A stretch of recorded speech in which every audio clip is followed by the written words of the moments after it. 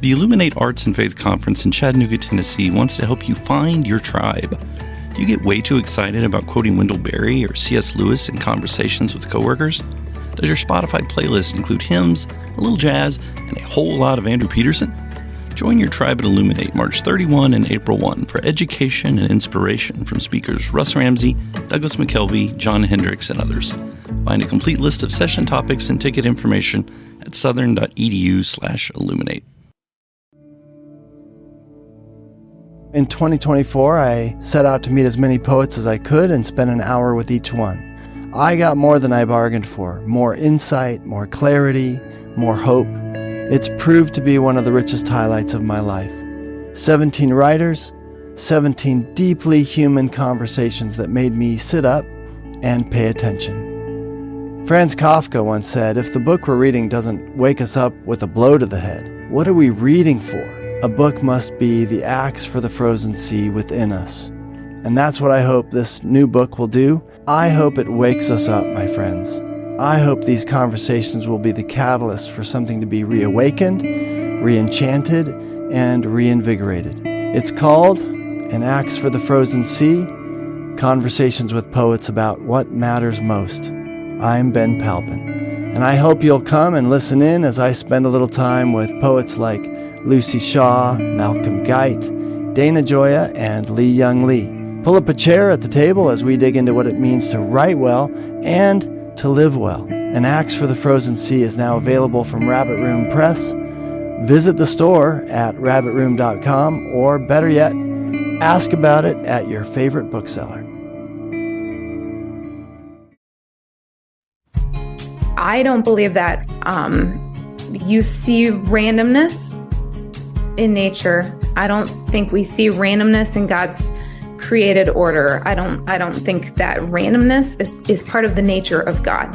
So I think that we find our greatest freedom as sub-creators.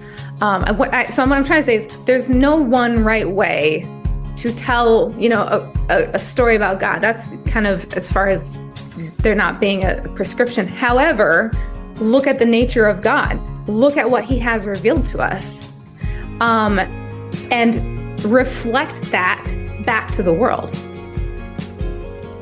Welcome to the Habit Podcast, conversations with writers about writing. I'm Jonathan Rogers, your host. KB Hoyle is a writer of many talents and of many genres. She's the author of the teen fantasy series The Gateway Chronicles and the adult dystopian series The Breeder Cycle. She has also done fairy tale retelling and science fiction fantasy. She's a columnist and staff writer at Christ and Pop Culture, and she's the co-founder, CEO, and acquisitions editor of Owl's Nest Publishers, an independent press specializing in books for adolescents. In this episode, KB, Karen Hoyle, and I talk about the ways our cultural narratives act on us individually and in society as a whole. And we talk about stories that woo rather than argue. KB Hoyle, I'm very glad to have you on the Habit Podcast today. Hi, thanks for having me. I'm glad to be here. So we got a lot to talk about. I'm interested in talking about, I want to talk about your novels. I want to get there. You've had 12 for Yes. Young adults, or middle grade, young adult, kind of both? Kind of both, yeah. Yeah. We'll get to that when we get to it. I'm also really interested in your work as a columnist at Christ and Pop Culture. So you have a column that comes out every other week, if I'm not mistaken, or it used to. Now that I'm running Owl's Nest Publishers, I've had to step back from regular writing for Christ and Pop Gotcha. Culture. Yeah. Okay, I missed that. Okay, well, but you've done a lot of writing for that publication about the ways our cultural narratives act on us individually and in society as a whole. Yes.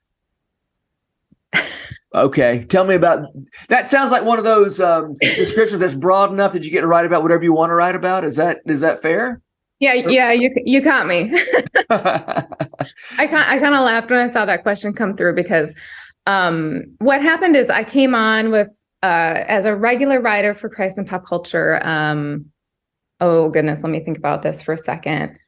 I guess end of 2016, I think that was it. And I was just brimming over with ideas. I love pop culture. I love stories. I love pop culture. I love, looking at the ways in which stories act on us individually and as a culture. Yes, it's a cop-out. It's a little bit of a cop-out.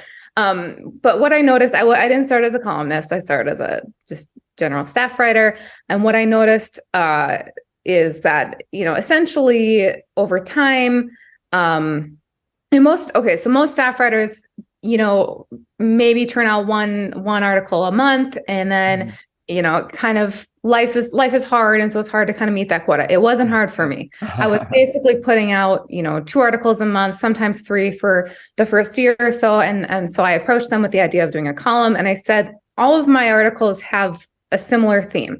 It's basically looking, breaking down the storytelling, and looking at, the bones of these stories. Mm-hmm. Not the writing necessarily, but the storytelling itself, what you don't see beneath the surface, because that's what I'm good at, Uh-huh. So I said, can I just do a column that the theme is storytelling?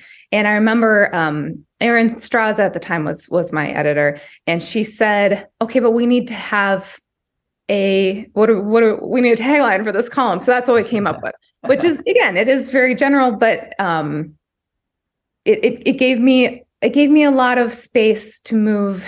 And I did write some more articles over the years that didn't fall under that were not technically part of my column. So okay. So I especially was interested in a piece that you wrote about Till We Have Faces, and you were, now I can't remember the title of that, but it was sort of, it was really about the storytelling in, Christian storytelling as it was demonstrated in that book. And I'd love to hear you talk about that some more, because you say some interesting things. And one thing you say is that there's nothing prescriptive about telling stories about God, and that you're not in the business of offering prescriptions. Tell me more about that.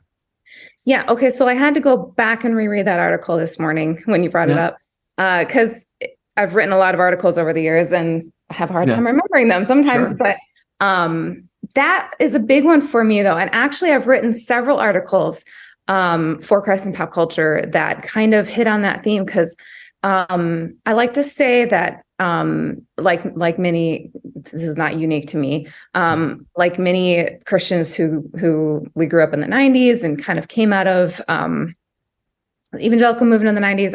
I'm a recovering legalist. And so rules were very important to me. Rules in Christianity were very important to me. I'm not saying that this is bad necessarily, but I got told a lot about what I could and could not do growing up, especially as regarded my faith. And so when I became a writer of fiction, not that I even could put a pinpoint on that as when that exactly happened, I've always been writing, but I was very concerned about, what is the right way to do this? Is God going to be angry with me if I do this wrong? Is there a right way to be? And I think this applies. I do want to say, I think this applies across artistic disciplines. Definitely, probably it applies to all of life, any vocation, any calling. Is there a Christian, quote unquote, way to do this thing, right? So when I really started writing novels seriously, professionally in my early 20s, I was really concerned about, okay, this is how we're going to tell a Christian story. And I got really into, and I won't say I'm not really into it still these days, but, Christian symbolism and color symbolism and Christian, and I realized I run the risk of contradicting myself multiple times over. If you read my article, you say, but wait, you said this in the podcast. This is such a tricky topic. Yeah.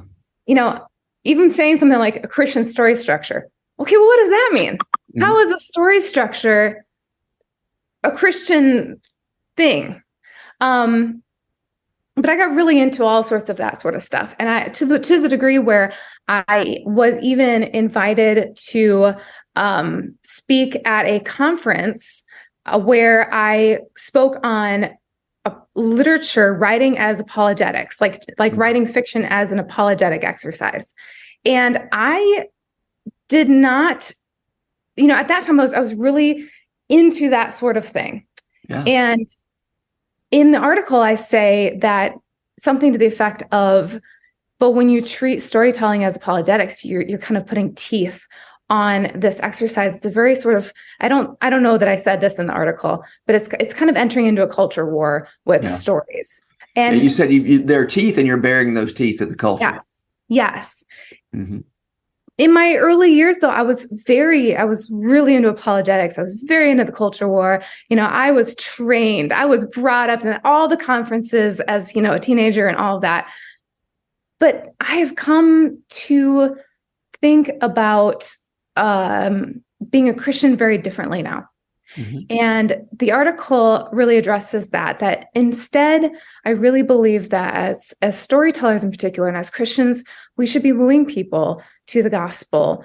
I think about the parable of the sower a lot, the different roles that people have to do. It's not that I think apologetics are bad or unnecessary, but as a storyteller, I really think more that my role, my vocation is to show people beauty, truth, beauty, and goodness, and to woo people to say, look, do you see how beautiful Jesus is? Do you see how beautiful his creation is? Look at this beautiful thing. Yeah. And I don't think that there's necessarily I don't think there is a prescriptive way to do that. And if there were, it would be very, of course, the word's going to fail me right now. There are culture. Think about all the beautiful diversity of cultures around the globe. Uh-huh. How could we say, well, our perspective, our cultural narrative right here is the one right way to tell a story about God? Yeah. If there were rules about what a story should do in that regard, you wouldn't need the story. You just need the rules. Yeah. Let me ask you, I want to go back to this. Was it a whole conference on fiction as apologetic? No. It was just your talk. It was an apologetics conference, and I was like the one weirdo there who was talking about fiction. And all these good, earnest, like young writers kept coming up to me. And the funny thing is, I was saying my whole presentation was like, I was already like converted in my heart and mind to what I'm saying to you right now, because I really haven't changed that much. And so my presentation was kind of a bad presentation. These young, for an apologetics conference. So these young writers were coming up to me after my presentation, and my room was packed full, wall to wall. And these young writers were coming up to me afterwards, clutching their notebooks going, but how do I do what you're saying? How do I write a story that feels like the Chronicles of Narnia? Like, I love what you said, but tell me how. Like, they wanted the prescription, they wanted the rules. And I was just flabbergasted, because I was like, but what I said was, didn't you hear? I already said all that, but again, because what I gave them was ultimately not a prescription, because I was just I was saying to them basically what I'm saying to you now, except I was kind of labeling it apologetics, except it wasn't. Uh-huh. So it was bad, and I was not invited back. Okay. All right. Well, that may be just as well. Yes. This is not a question, it's a statement, but Christianity gives an account of everything, right? It's not just a spiritual, it's not a moral code. It's not a strictly spiritual, I don't know what noun goes with the adjective spiritual there. But it's an account of everything that encompasses, sure, morality and spirituality, but it gives an account of how the whole universe is set up. Yeah. And so it seems to me, I'd love for you to respond to this. We think of faith as somehow limiting our options as creators, sub-creators, I should say. Mm-hmm.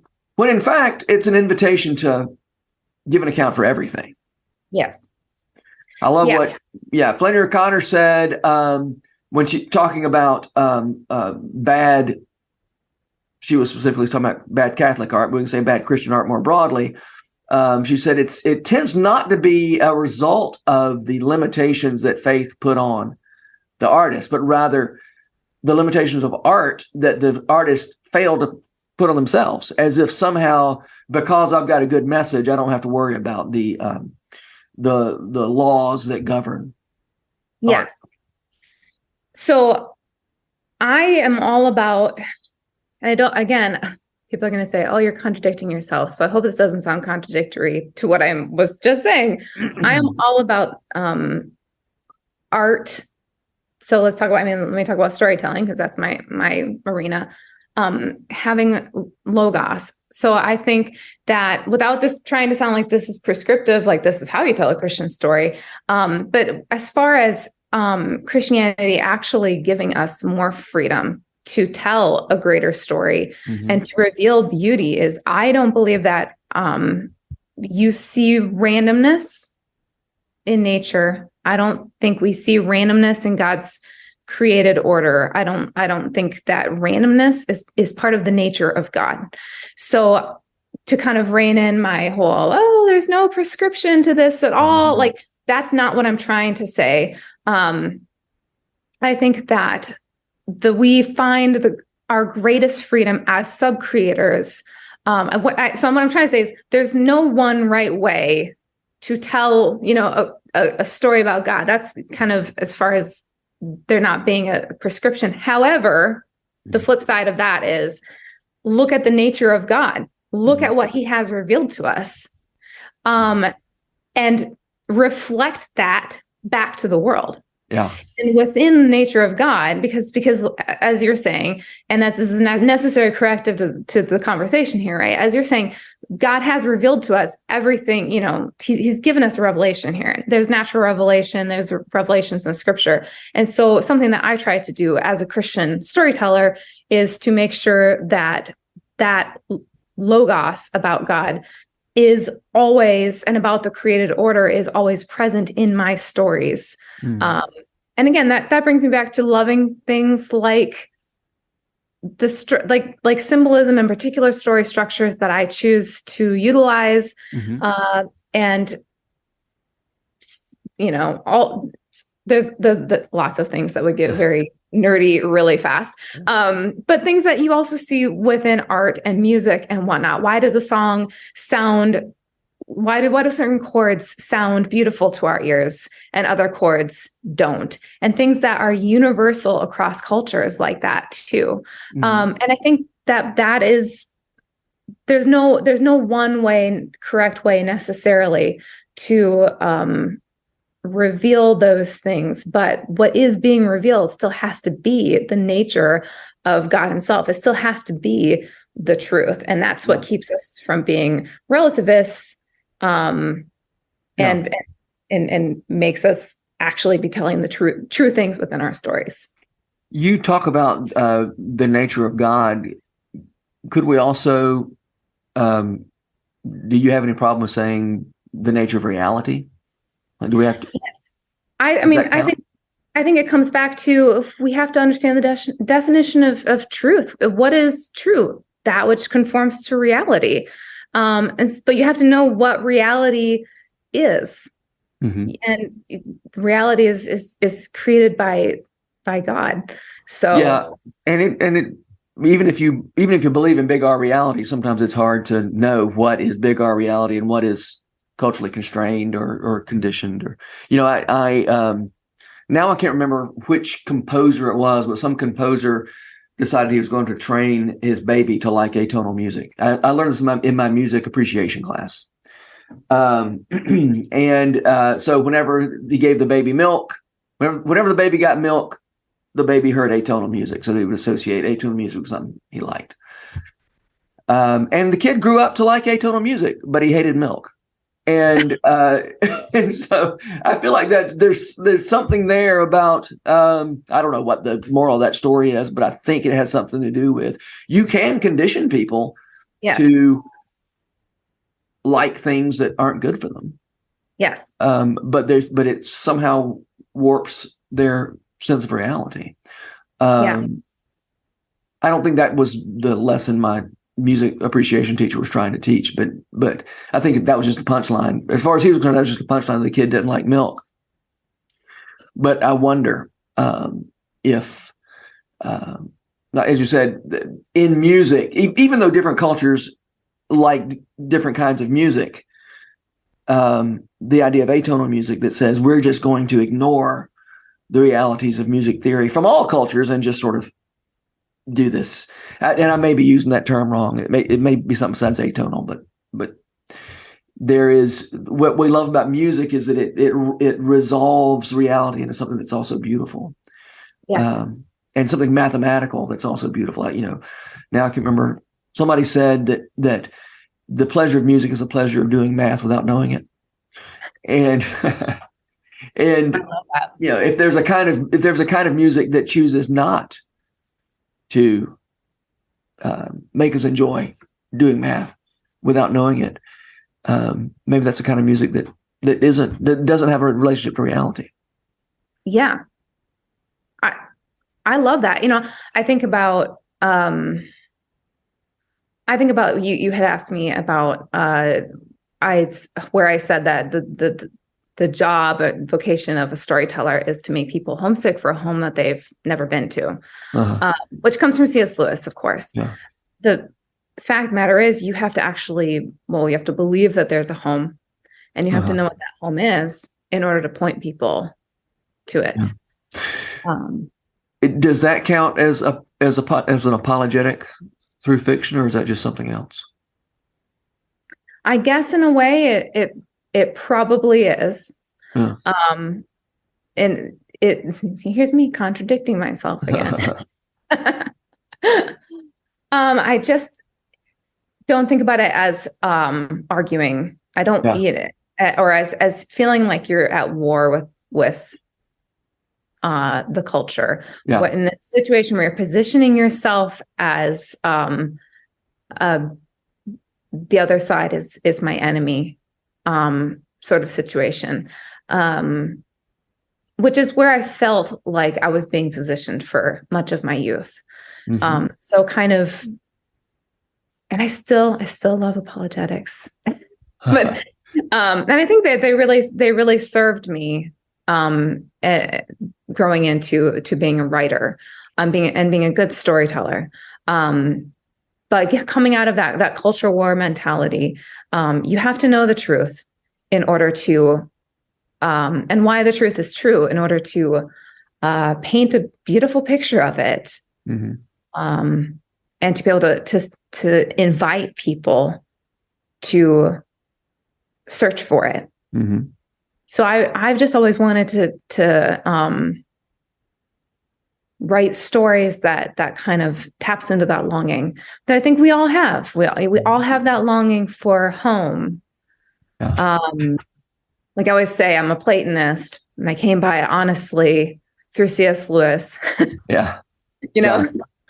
Yeah. And I think the genius of C.S. Lewis's vision of the world that is true for his fiction and his nonfiction alike, and his apologetics and his just everything, is this idea, and again, it's very Platonic, that there is a reality that turns out to be better than all our ways that we have of avoiding reality. Unfortunately, we live in one corner of the universe, the one corner of the universe where it's not obvious what's ultimately real and true.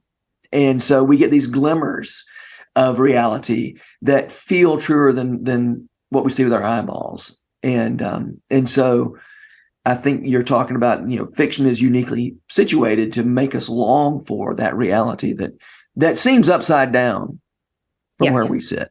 And the paradoxes of the Christian faith, turns out we think of paradoxes as the exception to the rule, but in Christianity, they're the rule because we live upside down. And so when we get a glimpse of reality, it seems upside down.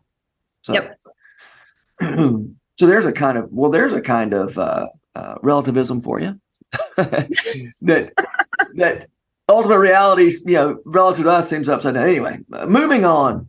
You keep talking about the importance of beauty, but you've also written some dystopian books. Yeah. that we don't think of dystopian books as being beautiful. So account for yourself. I know. Well, so I wrote my dystopian series, which is called the Breeder Cycle, because, well, a few reasons. I wanted to stretch myself. I had just finished the 6-book fantasy series, which is called The Gateway Chronicles, and it's very, Narnia-esque. It's portal fantasy, and it's beautiful. I mean, that sounds like I'm tooting my own horn. It's beautiful, and it's fun. And I took a hard left turn into dystopian after that. Finished the last book of the Gateway Chronicles, and the next week started writing this dystopian series. Part of it was I just really wanted to challenge myself to see. It's a very different writing style, but let's get into the philosophical stuff. Dystopian literature, I view very much as a warning. I see it as in all these dystopian stories, you have people who are essentially trying to. Okay, now English people, don't at me about this. Don't come after me. Wasn't a literature major, and I haven't read all the ones out there. But I see these people who are essentially trying to. You have these realities where people have tried to set up utopias, and essentially man-made utopias that are they tend to be totally, utterly secular, devoid of God, and they fail. And they fail because they're devoid of God. They're totally secular. And essentially you have realities where people believe that they can set up paradise on earth. And so I see them as sort of this mirror, all these dystopian books. I see all of these dystopian books as kind of mirrors of many, many, many societies throughout history that did the same things and ultimately came to ruin. They're like Ozymandias, and tell us more about Ozymandias, and just in case some of our listeners don't know about who Ozymandias is. Oh, let's see if I still have it fully memorized. I met a traveler from an antique land who said to vast and trunkless legs of stone stand in the desert. Near them, on the sand, half sunk, a shattered visage lies, whose frown and wrinkled lip and sneer of cold command tell that its sculptor well those passions red that once remain. I always lose it around here. Yeah, but just get to the important part. You can't lose it now. Something. Nothing now remains. Yeah, but you got this ruined statue with the inscription that says, "Look on my works and that's despair." the end of it. Nothing beside remains. There's a pedestal. I am Ozymandias, King of Kings. Look on my works, see mighty and despair. Nothing beside remains. And it's just okay. So it's a poem, right? I used to have all memorized, but now I'm on the spot. By Percy Bysshe Shelley. Yeah. About fictional Ozymandias, who was a great emperor. Well, so he thought, right? And so traveler finds the statue broken down in the sand, and he reads the inscription on the plinth, and it says, "I am Ozymandias, King of Kings. Look on my works, ye mighty in despair." Okay, that's the inscription. It's living in there. It's living in my right. And I love that double meaning though. What he means is, look at how great I am in despair. Yes. But there's nothing. Yeah. There's nothing left. And so, and that, I think about all the great empires of the past, the Assyrians, the Sumerians, the Babylonians, the Romans, even smaller ones like the Spartans. And I used the Spartans as kind of a basis for some of my own dystopian story because they were so brutal. But yet we admire them so much, 300 at the sports team, fire. Yeah. So I know get me started talking about this stuff. I'm just going to go and go, but nothing beside remains. The bow and a level sand stretch far away. So bits of the poem is coming back to me now. When man tries to do empire, without, now that'll sound bad. I'm not going to say that because people will misunderstand that. Dystopian stories are warnings. And they tend to be hyperbolic. And so they should be read that way. And I want to make that perfectly clear, because if you read mine, please read it as hyperbole. Because it was pretty sobering to write. I finished publishing that series. I had started with my publisher before they went out of business, and then I had to finish it. Like Ozymandias. Your publisher went out of business like Ozymandias. It was pretty sobering to finish it months before the world descended into a pandemic, because my final book is about a pandemic striking. And then I thought, oh no, people are going to take my book seriously as conspiracy stuff, because it was bad. I didn't intend that, because dystopian books should be read as hyperbole.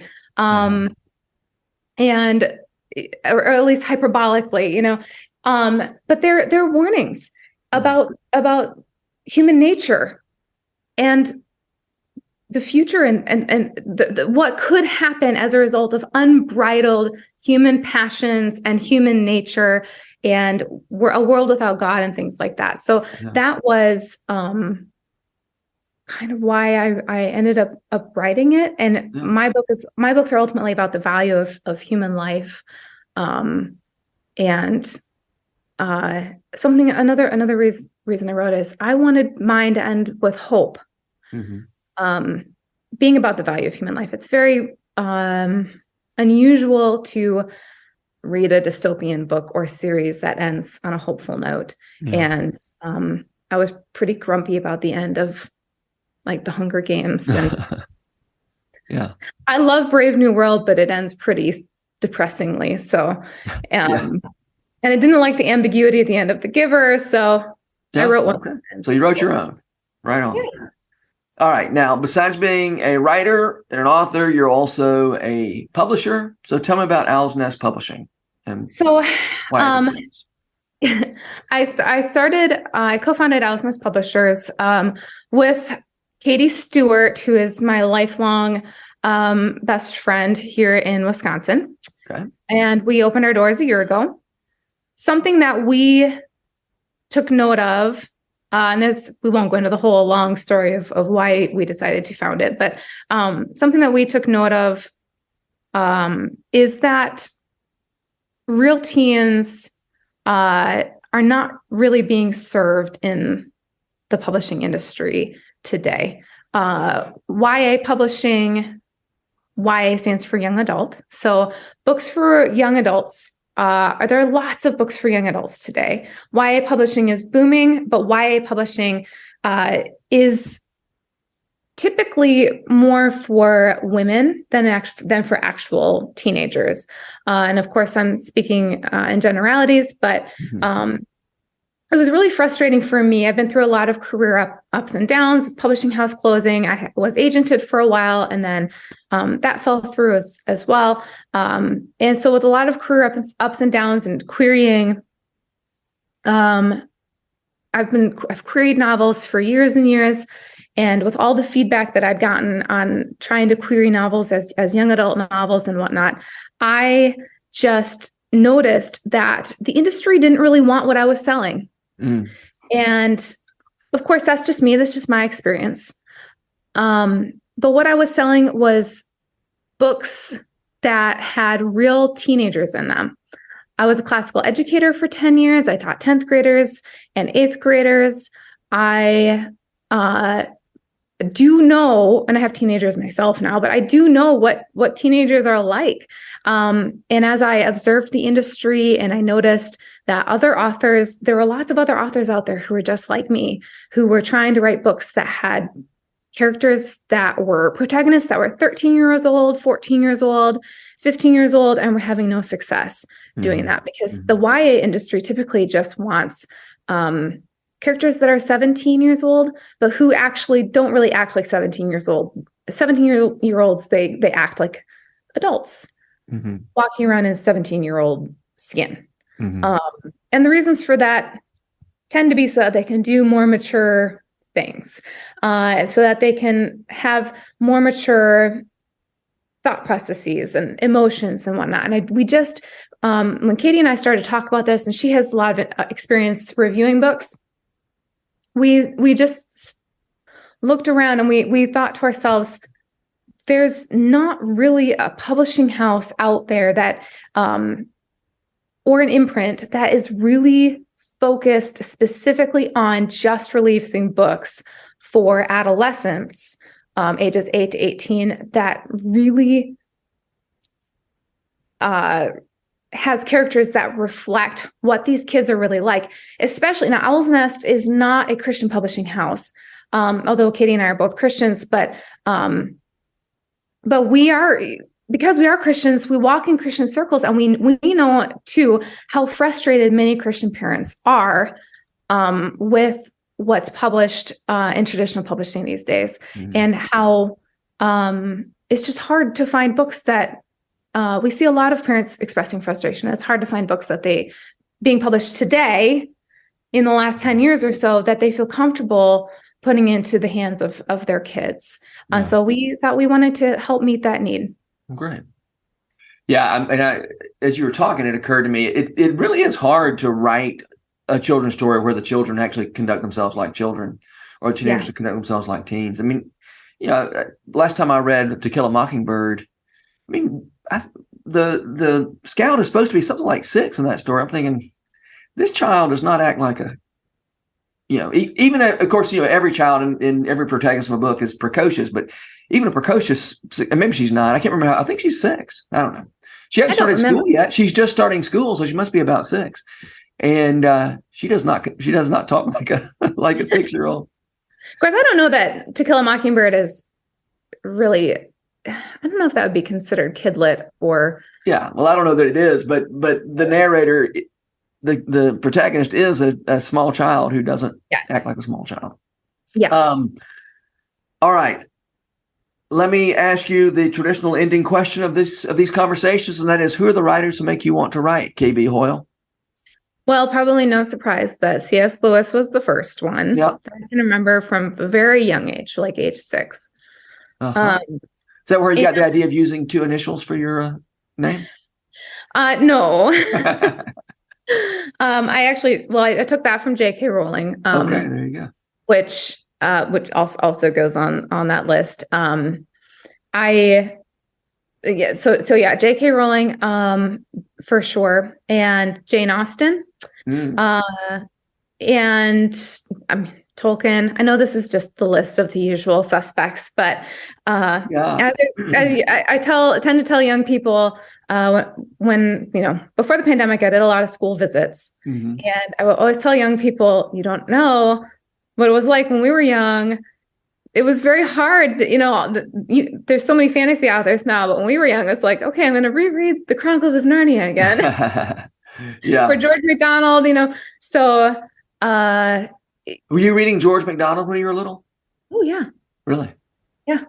Okay. I come from a family that we had books on books on books on books. Yeah. So, George MacDonald as well. Well, good.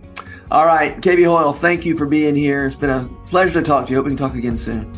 Thank you so much. I really had a good time, and thank you for letting me ramble.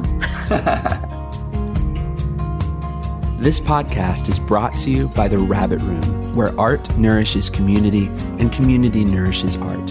and all our podcasts are made possible by the generous support of our members. To learn more about us, visit rabbitroom.com, and to become a member, rabbitroom.com/donate.